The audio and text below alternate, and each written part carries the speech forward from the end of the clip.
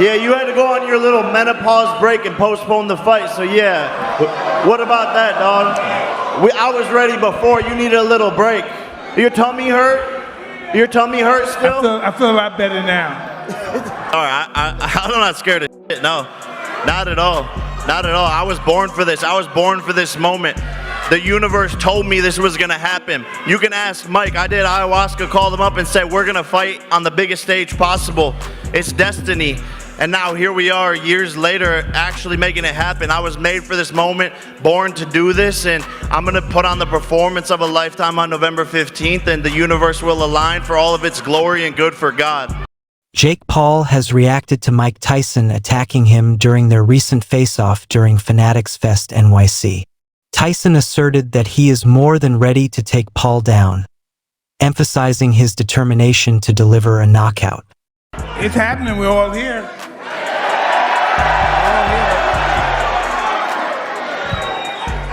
How prepared are you to knock Jake Paul out? I'm very prepared. These two were originally set to face off on July 20th, but Tyson had to pull out when an ulcer flare-up forced him to withdraw. This isn't the first time their fight has been on the cards. Tyson's legacy in the boxing world is unmatched, dominating as the undisputed heavyweight champion from 1987 to 1990. He racked up an impressive 50 wins, 6 losses, and 2 draws, with 44 of those victories coming by knockout. Though he retired from professional boxing in 2005, he made headlines again in 2020 with a memorable exhibition match. This fight playing out. Very painfully.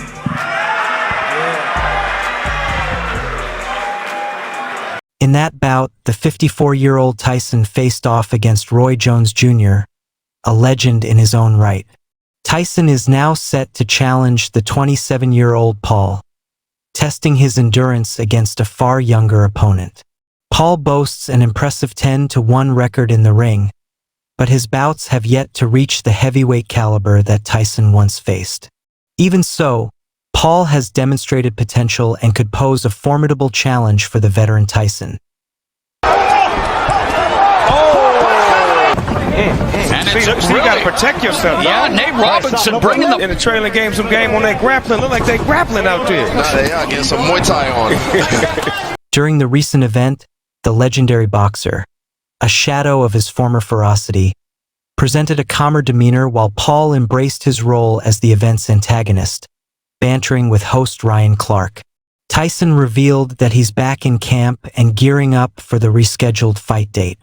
When asked about his latest medical update from doctors, Tyson responded that he felt great and had been training for 2 or 3 weeks.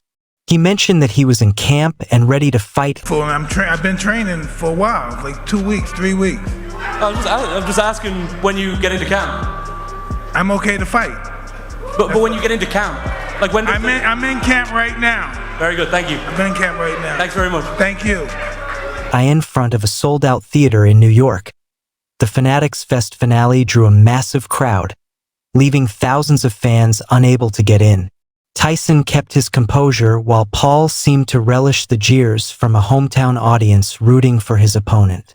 Though Tyson anticipated the bout would be fierce and promised to end him, it was Paul who truly turned up the heat on the mic. He lambasted the boxing legend for supposedly dodging their scheduled fight and unleashed a barrage of insults, declaring their friendship officially ended. During a heated face-to-face, Paul taunted Tyson by suggesting that he had needed to take a break, which Paul referred to as a menopause break, to postpone the fight. Paul mockingly asked if Tyson's stomach was bothering him, implying that Tyson wasn't ready when Paul was. Were you truly sick, or were you a little nervous about getting in the ring with Jake Paul? I was terrified. I was terrified. I brought this deal to this old ass motherfucker. We signed the contract with Netflix, and I brought him the deal. So, you're welcome, my son. I'm gonna discipline you like a son. So shut the fuck up with all that need this, need that. We brought you the deal, and remember that too. Tyson continued to make his mark on the social scene even while not in fight camp, attending various high-profile events throughout his show. With the announcement of the new fight date and the subsequent press conference, he made headlines again earlier this month by making an appearance at the Terence Crawford vs. Errol Spence Jr. bout. He sat ringside alongside Turkey Alec, whose Riyadh season had just launched its inaugural Los Angeles event. During a chat with Bloody Elbow at the show, radio host Big Boy, Kurt Alexander, confirmed that Tyson was in top fighting form that evening. Big Boy said of Tyson, "I think he's always ready to fight. He was ready to fight tonight. Hell yeah, I would go watch Jake Paul versus Mike Tyson. That's one of the Jake fights I would go to. I love Jake. He was so good with my family. I would never say anything bad about that brother." While Tyson didn't say too much to Jake at the recent event, what he did was truly frightening. Jake Paul and Mike Tyson came dangerously close to a full-blown clash during their first public encounter since the much-anticipated boxing match was postponed. As Sunday's press conference at Fanatics Fest drew to a close, the air crackled with intensity. Amidst the roars of an electrified New York crowd, the two fighters engaged in a heated shoving match, escalating the already palpable tension. As the duo faced off at the heart of the Javits Center Theater stage, Tyson started by feinting playful jabs towards Paul, only to follow up with a firm push to his chest. While Iron Mike seemed to offer a light-hearted apology, it wasn't long before he retaliated with an even more forceful shove, this time using both hands.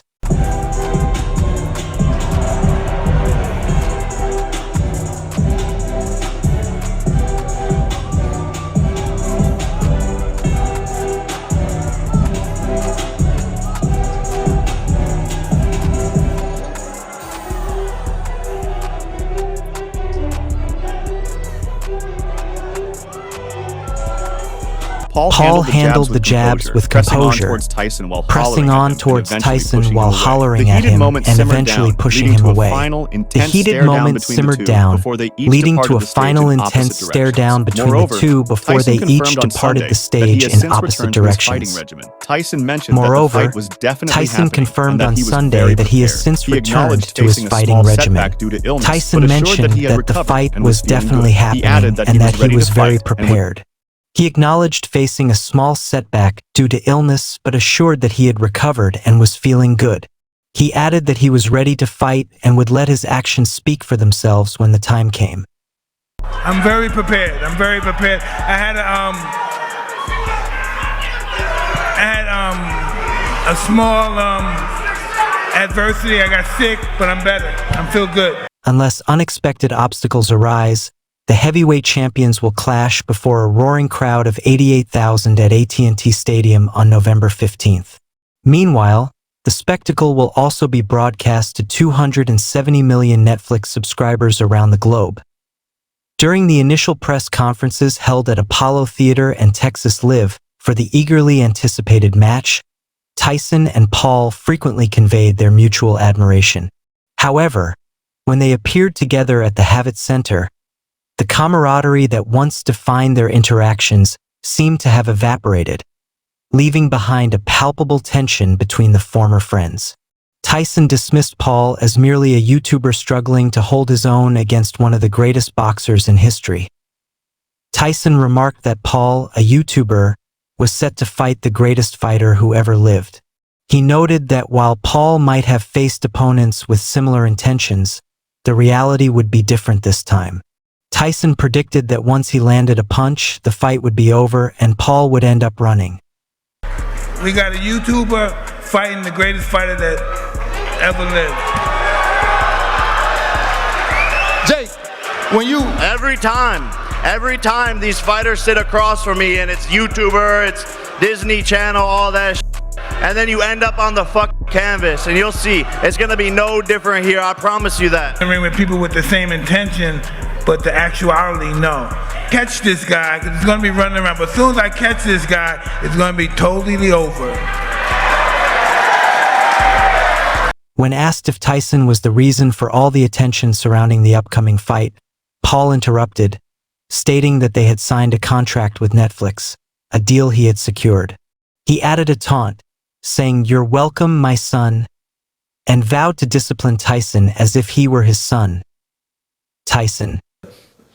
Yep. Yo, The fight's won before. Fights won before. You got beef with Drake? He lost 250,000 betting on you. No, man. I love Drake. He bet on Nate Diaz. Yeah, but he's bet on. He fucked up. He bet on me against Tommy, lost. Yeah. Then bet against me, lost. He needs to stop betting. Declaring himself fully recovered from his recent illness, squared up to his opponent on stage. Following a press conference, their faces inches apart, the former undisputed heavyweight champion then shoved Paul backward, only for the 30-year-old YouTube sensation to retaliate with equal force. Earlier, Tyson had insisted he would put an end to Paul's foray into boxing. Paul has faced backlash for agreeing to fight Tyson, who is now 58. The boxing icon has been inactive since a lackluster exhibition match against Roy Jones Jr. in 2020, which took place behind closed doors. Tyson's last professional bout ended nearly 2 decades ago, when he retired on his stool after 5 rounds against Kevin McBride. Paul has vowed that the fight will end violently, countering predictions of his own defeat by insisting that history will be made when he knocks Tyson out. He acknowledged Tyson's remarks about it being his funeral and wake, stating that while he respects Tyson, they are no longer friends. Paul boldly declared that he would knock Tyson out, and only then would they see who would be left standing. I was ready before. You needed a little break. Your tummy hurt? Your tummy hurt still? I feel a lot better now. All right, I'm not scared of shit. No, not at all. Not at all. I was born for this. I was born for this moment. The universe told me this was going to happen. You can ask Mike. I did ayahuasca, called him up and said, we're going to fight on the biggest stage possible. It's destiny. And now here we are years later actually making it happen. I was made for this moment, born to do this, and I'm going to put on the performance of a lifetime on November 15th, and the universe will align for all of its glory and good for God. Mike Tyson was challenged by Jake Paul to a battle that would have involved 10 rounds of 3 minutes each, significantly altering the terms of their match. Tyson firmly believes he has bounced back from his recent setback and is ready to step back into the ring for the first time since his lackluster draw with Roy Jones Jr. in 2020. His upcoming bout against Paul will count officially on their records, yet it will differ from the norm. The fight will unfold over 8 2-minute rounds instead of the usual 3 minutes. Additionally, during a Sunday press conference in New York where Paul and Tyson faced one another, the YouTuber suggested extending the round's duration. Tyson advised Paul to be in good shape, emphasizing that his health depended on it. In response, Paul pointed out that Tyson had requested 2-minute rounds and challenged him to make it 10 rounds of 3 minutes each, dismissing Tyson's comments about fitness. When Tyson didn't immediately respond, Paul accused him of being all talk, claiming that he was ready to fight anytime, anywhere, and that Tyson was just trash talking. Eventually, Tyson responded with a simple warning, telling Paul to be careful and scareful. Be in good shape because your health depends on it. Hey, you're the one that wanted 8 2-minute rounds. You want to make it 10 threes? Don't talk to me about shape. Don't talk to me about shape. Stay in shape. Be all right. You want 10 threes? Okay. You want 10 threes? Let's go. Be careful. You want 10 threes? See, that's the thing. That's the thing is everyone's all talk. I'll do whatever, wherever, whenever. I don't give a f. So it's all talk. Put it on the line. I'm stating facts. He's talking. Mike, he seems extremely confident. He says there's no fear. Should he be scared? He should be very scareful, yeah. Paul continued by promising to knock out Tyson later this year, noting that people would always have something to say because he had consistently proven his critics wrong. He stated that he was there to make history, take on a challenge, and fight one of the most dangerous men in boxing. People are always going to have something to say. It's because of who I am. It's because I proved everyone wrong. Reminder, the most hated and most criticized boxer in the sport of boxing before they loved him was Muhammad Ali. So I'm the anti-hero, and people will love me soon enough once they realize what I've done for this sport and who I truly am. But it doesn't bother me at the end of the day, because when you're at the top, people are clawing to rip you down, and that's just the way the game goes. Paul acknowledged Tyson's reputation, describing him as vicious, a killer, and the greatest heavyweight of all time with one-punch knockout power. However, Paul remained confident, declaring that he would once again prove his doubters wrong, as he always had. He emphasized that he wasn't afraid of anything and believed he was born for this moment, claiming that the universe had foretold it. Paul promised to deliver the performance of a lifetime. Risk it for the biscuit. That's the name of the game. I'm here to make history. I'm here for a challenge. I'm here to fight one of the most dangerous men in all of boxing. No one that ever did anything great got there with ease or by a easy, non-bumpy road. I'm here to challenge myself. He's vicious. He's a killer. I know all of these things. He has one-punch knockout power. He's the greatest heavyweight of all time. But I will prove on November 15th, all the haters wrong, all of these YouTuber fucking hillbillies wrong. And that's what I've always done. Make sure to check out some of our other videos on the scene if you enjoyed this one.